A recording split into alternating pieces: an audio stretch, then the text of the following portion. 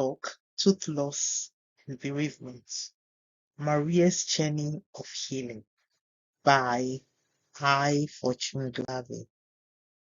So we'll be talking about introduction, Maria's story, stages of bereavement, dental prevention, dental tips, summary, and conclusion.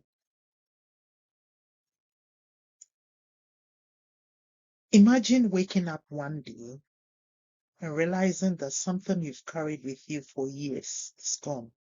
Something that was part of you, something that helped you smile, express yourself, and feel confident. Maria, a vibrant 45-year-old teacher, never thought much about her teeth until she lost one, then another, and then the weight of that loss hit her in ways she never expected. Maria's journey through tooth loss wasn't just about physical change, it was emotional, it was psychological, and in many ways, it mirrored the experience of grief. Today, I want to talk about how tooth loss is not just a dental issue, but a deeply personal experience, one that shares striking similarities to bereavement. Today, we'll be talking about Maria. Maria is a vibrant 45-year-old teacher who never imagined that a loss of a tooth will have severe impacts on her psychologically and emotionally. We're going to talk about the different stages of bereavement. When Maria lost her first tooth due to advanced periodontal disease, she brushed it off. It's just one tooth, she told herself. She avoided looking at the gap in the mirror. She convinced herself that it didn't really matter. Denial is the mind's way of cushioning the blow of loss. Just like with bereavement, where someone might expect to still hear a loved one's voice. Maria found herself unconsciously running her tongue over the missing space, as if searching for something that was still there. But as she lost more teeth, reality set in. Anger. Why is this happening to me? Maria was angry at herself for not taking better care of her teeth, at her dentist for not warning her enough, at the world for letting something so essential slip away. Anger is a powerful response to loss. Just as we ask, why did this person have to leave me? In grief, Maria found herself asking, why do I have to go through this? She withdrew from social events, frustrated that something so seemingly small could change how she saw herself. Her smile, once effortless, became something she had to think about. Stage 3, bargaining. Maybe if I had done things differently, regret crept in. If only I had flossed more. If only I had gone to the dentist earlier. If only I've paid more attention. Bargaining is our mind's way of searching for control in a situation where we feel powerless. Maria replayed the past, wondering if she could undo the damage. But like in grief, the past cannot be rewritten. Only the future can be shaped. Stage 4, depression, not feeling yourself. I don't feel like myself anymore, Maria moaned. This was the hardest part. Maria stopped smiling in photos. She avoided dates. She felt older, less attractive, and even ashamed. Tooth loss, like any loss, carries an identity shift. The person you were is not quite the person you are now. Maria grieved, not just her teeth, but what they represented. Her youth, her confidence, her normalcy. She struggled in silence because society doesn't talk about tooth loss the way it talks about other forms of loss. And that silence made it worse. Stage 5, acceptance, healing in a new form. Healing has started. Then one day, Maria did something radical. She smiled.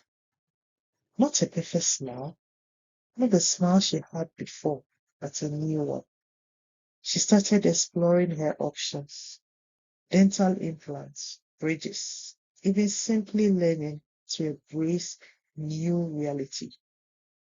She found that, like all loss, healing didn't mean returning to what was. It meant moving forward, adapting, and finding beauty in a new version of herself.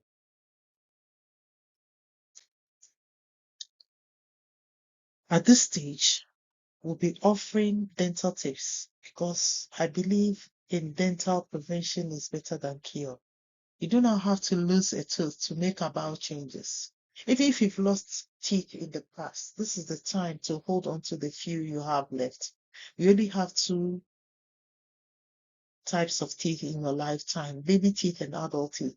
When you have your adult teeth and you take good care of it can be with you for the rest of your life. If not, and you lose all, which is a total loss, which can be emotional. That is why it's not good to lose all your teeth in one go. It's better for it to be a gradual process so that you can go on that journey of accepting and getting used to. Because wearing a denture is like wearing a new pair of shoes. You need to learn how to use it. So I'm going to be sharing dental tips with you at this stage.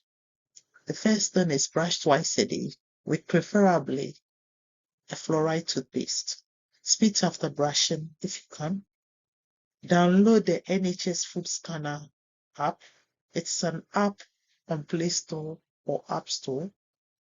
So your phone becomes a barcode reader.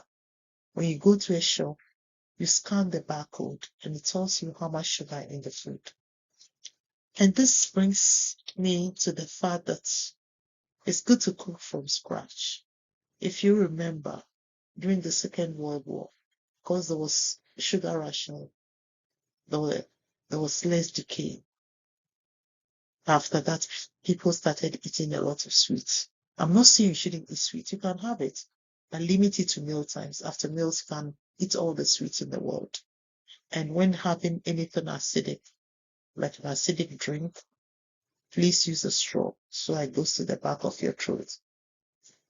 Limit sweet to meal times. Visit the dentist and hygienist regularly. And also, I'm going to talk about nursing mothers because I want you to prevent nursing chaos. So as soon as the baby falls asleep, please take your breast out of the baby's mouth, because if you leave the breast in the mouth while the child is sleeping, because salivation decreases, you end up rotting the child's teeth because the bacteria act on the sugar from the milk to produce acid. So as soon as they fall asleep, you just take your breast out. Or if they are using a feeding bottle, as soon as they fall asleep, just take the bottle out to prevent nursing caries. Thank you for listening to my dental tips. Conclusion: the power of acknowledging loss. In summary, tooth loss is similar to bereavement, and there is a research paper to prove that. This research paper, the title is The Emotional Effect of Tooth Loss in Edentulous People by J. Fix et al. And it has been published, and you can access it online. So what I'm talking about is based on research, and it does prove that tooth loss is similar to the different stages of bereavement. Therefore, take good care of your teeth, and it will take good care of you. Tooth loss isn't just a physical experience, it's an emotional journey. And when we ignore that, we invalidate the very real grief that comes with it. Maria's story teaches us that whether we are grieving a person, a part of our body, or even an identity we once held, healing begins when we acknowledge the loss, process the pain, and take steps towards a new future. If you or someone you know has experienced tooth loss, remember it's okay to grieve. But also remember, like Maria, that loss does not define you.